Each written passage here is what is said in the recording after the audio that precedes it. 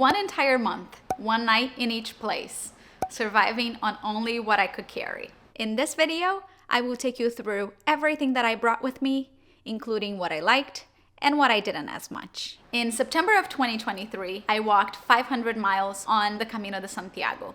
More specifically, the Camino Frances from Saint-Jean-Pied-de-Port until Santiago de Compostela. That journey started months before I even set foot in Spain, as I was figuring out what to bring with me. And at first, I kind of struggled with it because this was my first outdoorsy type of adventure. I hadn't done many hikes before or anything that closely resembled the Camino. So it was all a world that I was discovering as I got my stuff together. I did a lot of research, watched a ton of videos of other pilgrims talking about what worked and what didn't for them. And then considering my own circumstances and my own needs, I started to figure out what was gonna work for me. One thing about the Camino is that we have to be very intentional about what we bring, because it is possible to ship your backpack forward, but chances are you're gonna carry everything that you brought on your back day after day. So the littlest amount of weight matters. Because if you look at each item individually, they might seem very light, but it ends up adding up so quickly,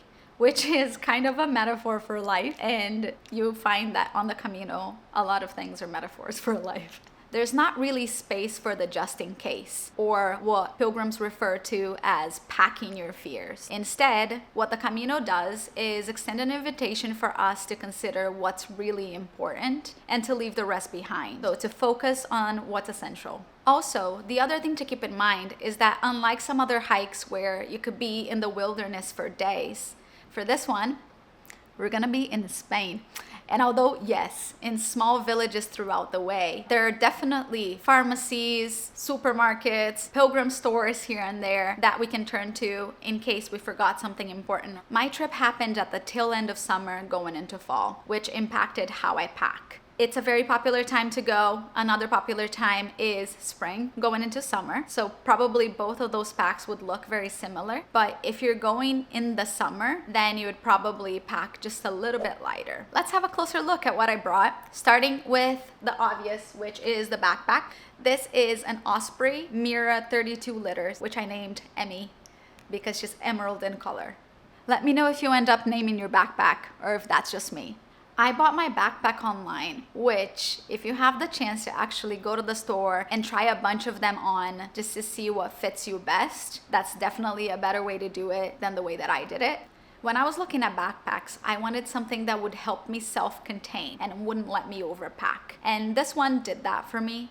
I found that the 32 liters worked out pretty well. Even though the way that it's distributed, it's a little bit awkward. There are 2 main pockets. There's this one in the front, and then there's a bigger one here in the back, which isn't that big at all. That ended up being good because my backpack wasn't that light, and I think if I had more space, maybe I would have packed more than I needed, and it would have been hard to carry. The shell that you see in my backpack, you can find that in the Pilgrim's office in Saint-Jean-Pied-de-Port. And even if you don't start there, you can find it in any Pilgrim store. And it's something nice that we all have in our backpacks and identify us as pilgrims. Let's talk about weight for a second, because if you've done your research, you probably heard the tip of bringing 10% of your body weight in your backpack, and that includes the weight of the backpack itself, and it excludes water. Even though that is helpful for you to gauge if you're overpacking, for a lot of us, the 10% of your body weight isn't enough, but pretty helpful either way to not go too overboard. For water, I used the water bladder that comes in the backpack, which is a 2.5 liter one. And I actually loved it. It was very practical. I always knew that I had enough water and I could refill as I went. I never filled it all the way to 2.5 liters because that makes it very heavy. What is that called? The straw is right here on your chest. So I always remember to drink water. It was easily accessible. And the main plus is that I wouldn't have to take off my backpack each time I wanted to access water, which if you have a water bottle inside your backpack, you would have to do. the backpack. It straps both on your chest and also on your hip, and it is pretty heavy. So if every time that you need water you have to take off your backpack, that becomes an inconvenience and you don't drink as much water, or at least I probably wouldn't. If you prefer a water bottle, that works great as well. Just make sure that it can fit a side pocket so you don't have to take your backpack off every time you need to hydrate. I really enjoyed bringing a hip pack. It's not the cutest thing to have on you, but it's super helpful to carry your essentials. So in here I had my documents, which you have to show your passport each time that you're checking into a new hostel. My credentials, you will need this each time that you stop for coffee, for lunch, or also when you check into your hostel. Cards, cash, sunscreen, sunglasses, corded headphones, which I barely used, because I thought before I left that I would want to listen to a lot of music, to podcasts, to audiobooks. But during the Camino, I really didn't. And I was happy just to be there in the moment, to listen to what was happening around me and to be open to conversations. But I was happy that I brought it, because there were a couple of moments that either I was having a tough time and I had to complete that leg of the day, or when I was going through processes within me and I just needed that introverted time, I can put on headphones and it signals to the world that I'm looking inward. So it was helpful to bring. I'm glad that I brought ones that didn't have to be charged, because there's already so many electronics that it's good not to worry if your headphone is charged or not. A battery bank, which I use every single day. Ibuprofen for days. A small tub of Vaseline. And little things that I collected along the way, like this crystal or pins, this one from La Guardia Civil. Let's go back to cash and cards for a second. They do accept cards in most places, so you don't need to have all of your cash with you all at once. What I ended up doing was I would have 300 euros of cash at any particular time, and then if I was running low, then I would go to an ATM and get more. Shoes. I ended up packing Hokas. These are the Bondi 8s. They are pretty beat up, as you can see. I got them one size bigger than my feet, which probably was a mistake. I got lots and lots of blisters. But then, not to fret, I had Chacos, which saved me. I packed Chacos initially with the intent of walking on them after I was done with the trail for the day. I had already checked into a hostel and I was just going about town. And these were meant to be shower shoes as well. However, I did end up walking on them a large portion of the way. A microfiber towel. I got this from REI. This was a size large, 50 by 25 inches. It packed up pretty small, as you can see. I did bring a hat, which I lost. I got another hat at a Pilgrim store, which I subsequently lost as well. And then I gave up, and for the last third of the Camino, I didn't wear a hat, which is a mistake, because then, your face is exposed, your neck is exposed. And when you're thinking about which hat to bring, I would recommend one that covers your neck, because a lot of the time the sun is right behind you, and this is where you would need some protection. Let's talk clothes. I brought 2 sets to walk, a blue and a pink one. I chose to bring long sleeve shirts. These are very breathable, very thin. They are Patagonia. And because I like them so much, I brought 2 of the same, just different colors. And I brought 2 sets of sports bras and leggings for walking, and those I already had. This short sleeve shirt that was just, one of the thinner, lighter ones that I had, which I kind of regret bringing it so sporty like this. I thought if it was really hot and I wanted something short sleeve to walk, that I could use this. However, I ended up using this for after I showered, and it felt a little too sporty, and I wanted something a little bit nicer than it. So if I had to do it again, I would have chosen something short sleeve that was just a little bit nicer for dinner after I was done with that day. I brought an extra pair of very soft leggings, which I wore after walking, and also I slept on them. Usually I slept on this and this, or I would sleep on the clothes that I would wear the next day. For socks, I brought these 2 pairs of toe socks. Very cute, I know. I don't know how to pronounce the name of the brand. They worked fine, and I also brought an extra pair of just regular socks for sleeping or if I needed to walk on them and these were dirty. I also brought a dress which packed up really small, and it was really nice to have sometimes to go out to dinner and to walk around town. However, eventually it got to be very chilly, and then this didn't work as much anymore. And I also brought 3 pairs of underwear. I brought a rain poncho, which I was really glad to have. It started with the first couple of days already being rain days, and with the poncho, it covered me and it covered my backpack, so I found that that worked really well.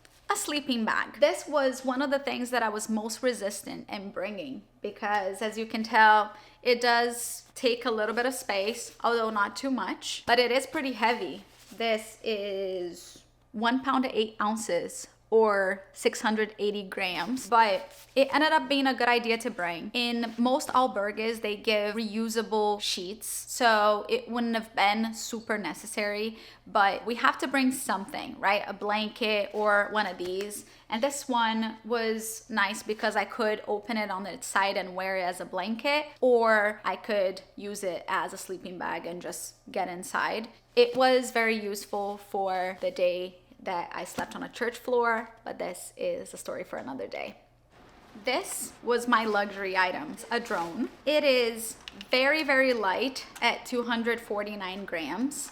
It's not a very common thing that you see in people's backpacks, right? And I thought it would be worth it because I would have this amazing footage of the Camino. I am glad that I brought it because indeed I do have really cool footage of certain parts of the Camino. However, I didn't use it as much as I thought I would. It was a great conversation starter though, because people would see me flying it and they would be so curious about what I was doing. And the little footage that I do have looks awesome.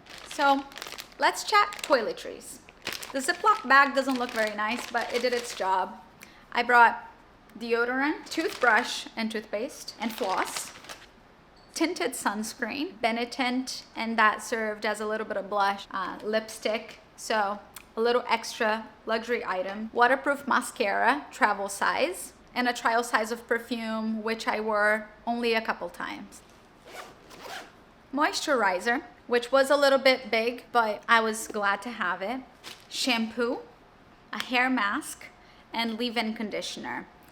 These are travel sizes, so I had to refill them, but it was good not to carry too much weight. This is an inflatable pillow, which I believe I got as a recommendation from Stephanie Hurtado. In fact, I watch her videos and I got a lot of recommendations from her, including the backpack. This one sounds like such a great idea, and I still think it is. I just didn't end up using it, so I probably wouldn't bring it again.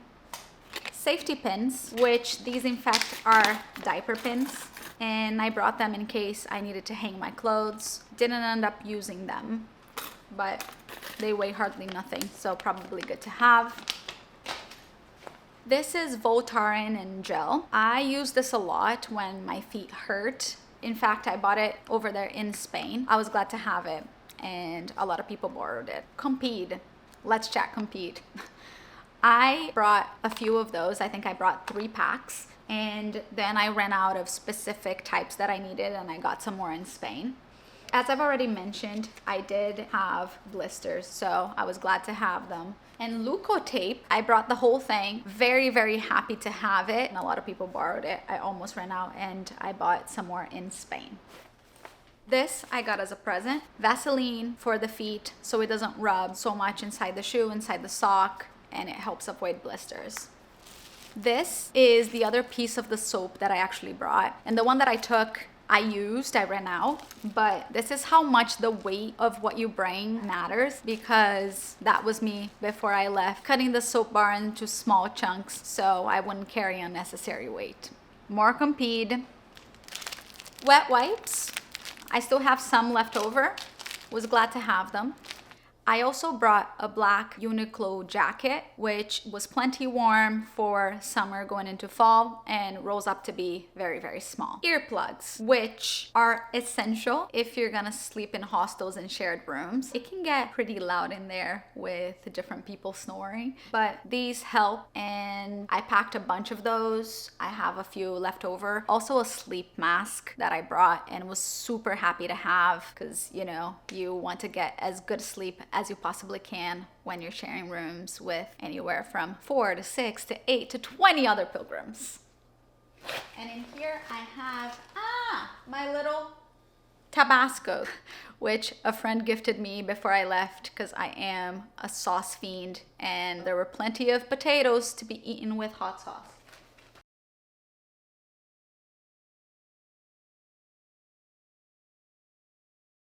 Something that isn't here by design anymore is a stone from home. There's a Camino tradition that you carry a stone that you bring from home, and once you get to a certain point, there is a monument that's called Cruz de Ferro, and the tradition there is to leave your stone behind, symbolizing you leaving your burdens behind. It's a beautiful moment, and my stone along with my burdens are left over there.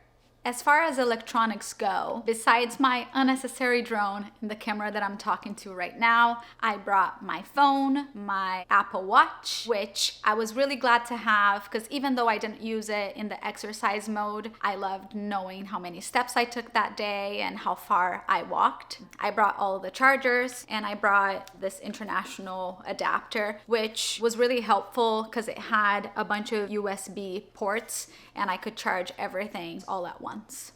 I didn't find my laundry detergent in here, but I bought it in Saint-Jean-Pied-de-Port. It was tiny like this, so highly, highly concentrated, and I used it a few times when I was washing my clothes by hand at the albergues or when I paid to use the washing machine, but they didn't provide detergent. Hiking poles. So that's something else that I was resisting bringing. I thought, how hard can it be? There's not even that much mountain terrain, but my mom insisted, and I'm so glad that she did, because when you're going up the Pyrenees, when you're going down especially, it's so helpful to have that extra support. And some days when it rains and everything is slippery, you're gonna be very happy that you have the walking sticks with you. You have to check them when you're traveling. And in my case, I only traveled with my backpack as my carry-on. So I bought the hiking poles in Spain and I left them in Spain before I came back. But I was very glad that I had them. Other than that,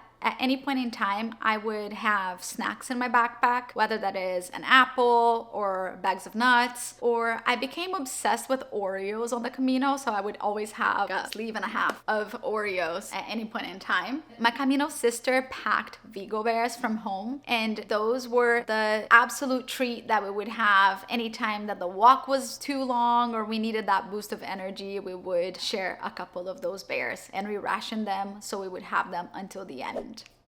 Thank you for joining me on this walkthrough of what I brought on the Camino.